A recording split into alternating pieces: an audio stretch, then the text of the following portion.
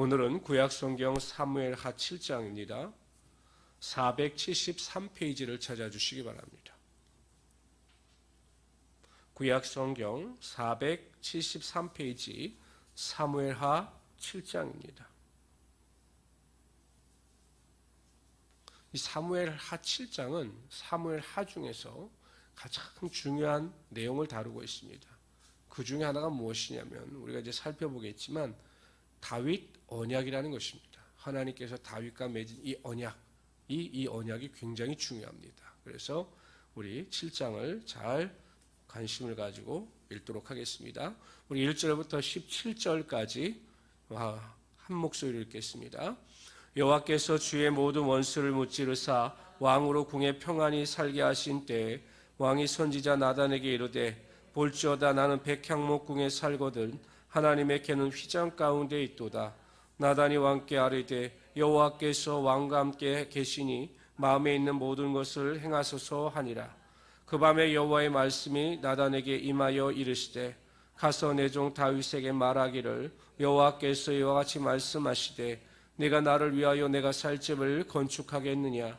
내가 이스라엘 자손을 애굽에서 인도하여 내던 날부터 오늘까지 집에 살지 아니하고 장막과 성막에 다녔나니 이스라엘 자손과 더불어 다니는 모든 곳에서 내가 내 백성 이스라엘을 먹이라고 명령한 이스라엘 어느 지파들 가운데 하나에게 내가 말하기를 너희가 어찌하여 나를 위하여 백향목집을 건축하지 아니하였느냐고 말하였느냐.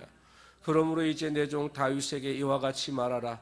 만군의 여호와께서 이와 같이 말씀하시기를 내가 너를 목장 곧 양을 따르는 데에서 데려다가 내 백성 이스라엘의 주권자로 삼고 내가 가는 모든 곳에서 내가 너와 함께 있어 내 모든 원수를 내 앞에서 몰아였은즉 땅에서 위대한 자들의 이름같이 내 이름을 위대하게 만들어 주리라.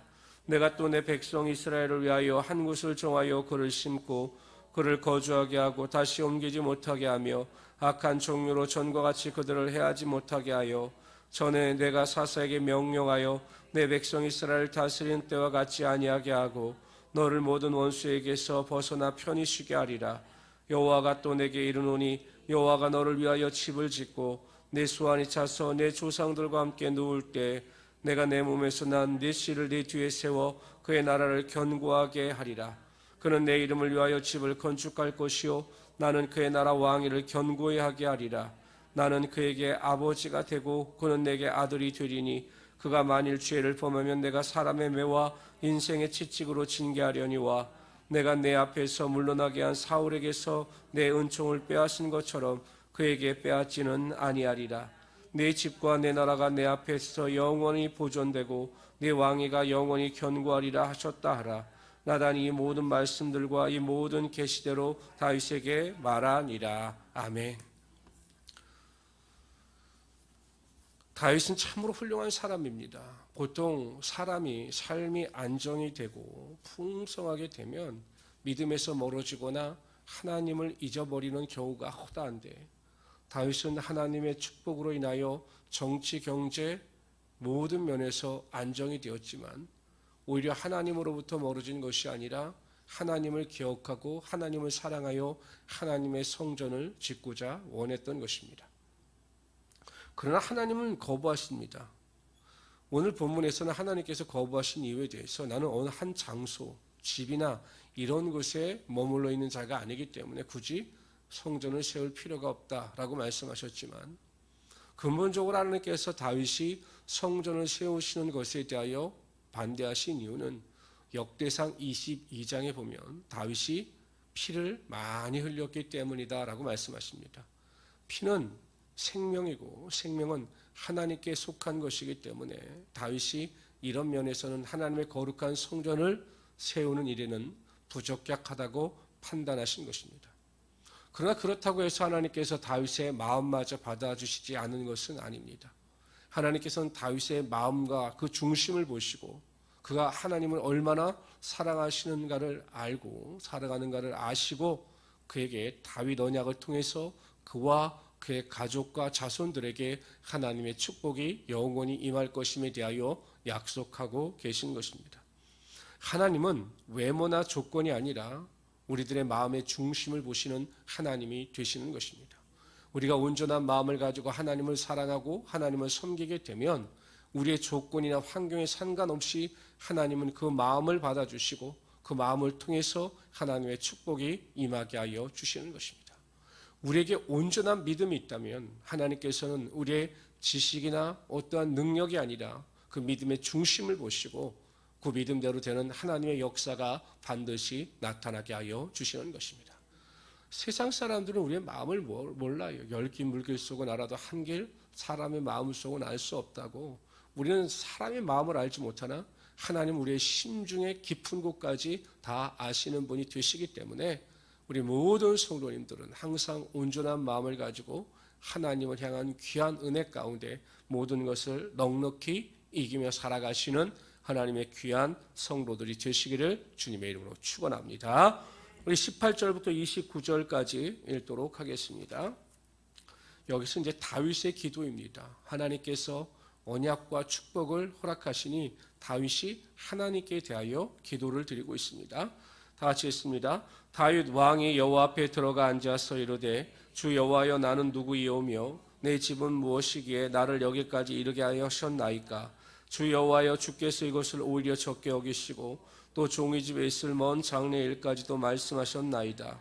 주 여호와여 이것이 사람의 법이니이다. 주 여호와는 주의 종을 아시오니 다윗이 다시 주께 무슨 말씀을 하오리까. 주의 말씀으로 말미암아 주의 뜻대로 이 모든 큰 일을 행하사 주의 종에게 알게 하셨나이다. 그런즉 주 여호와여 이러므로 주는 위대하시니 이는 우리 귀로 들은 대로는 주와 같은 이가 없고 주 외에는 신이 없음이니이다. 땅의 어느 한 나라가 주의 백성 이스라엘과 같으리이까. 하나님이 가서 구속하사 자기 백성으로 삼아 주사 명성을 내시며 그들을 위하여 큰 일을 주의 땅을 위하여 두려운 일을 애국과 많은 나라들과 그의 신들에게서 구속하신 백성 앞에서 행하셨사오며 주께서 주의 백성 이스라엘을 사오사 영원히 주의 백성으로 삼으셨사오니 여호와여 주께서 그들의 하나님이 되셨나이다.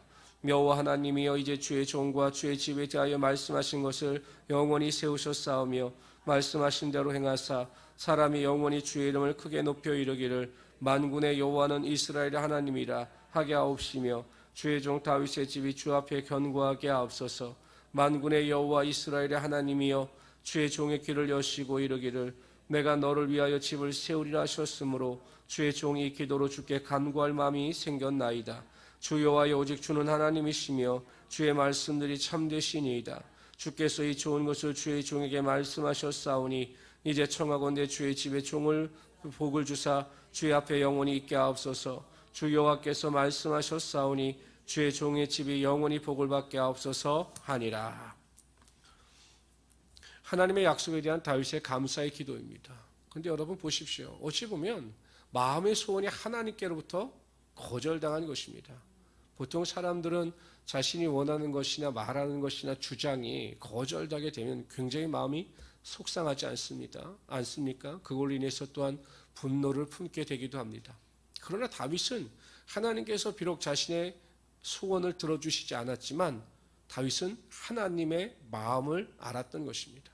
하나님께서 왜 자신의 소원을 거부하시는지, 그리고 하나님께서 나를 얼마나 사랑하시고 위하시는지를 알았기 때문에 다윗은 오히려 하나님께 감사의 기도를 드리고 있는 것입니다. 여러분, 우리가 이 세상을 살아갈 때 어떠한 환경 가운데서도 낙심하거나 원망하거나 불평하지 않기 위해서 꼭 기억해야 할 것은 우리를 향한 하나님의 마음을 기억해야 한다는 것입니다. 절대로 하나님의 사랑, 우리를 사랑하는 그 하나님의 마음을 잊지 말아야 한다는 것이죠. 그러면 우리가 무슨 일을 당하든지 어떠한 환경이나 조건에 있든지 간에 낙심하거나 절망하거나 슬퍼하거나 불평하지 않게 되는 것입니다. 왜? 하나님은 나를 끝까지 사랑하신다. 하나님의 마음, 하나님께서 나를 향하신 그 마음의 중심을 내가 알기 때문에 나는 하나님을 신뢰하고 하나님의 인도하심을 쫓아 살아간다 라는 확실한 믿음이 생기기 때문입니다. 여러분 항상 오늘 하루도 기억하십시오. 하나님은 어제나 오늘이라 영원토록 동일하신 하나님이 되십니다. 그러한 하나님은 영원히 또한 저와 여러분을 사랑하시는 하나님이 되시는 것입니다. 그래서 그 사랑을 힘입어 무슨 일이든지 큰 힘을 얻으시고 위로와 소망 가운데 모든 일에 넉넉히 오늘 하루도 이기며 살아가시는 우리 귀한 성도들이 되시기를 주님의 이름으로 축원합니다.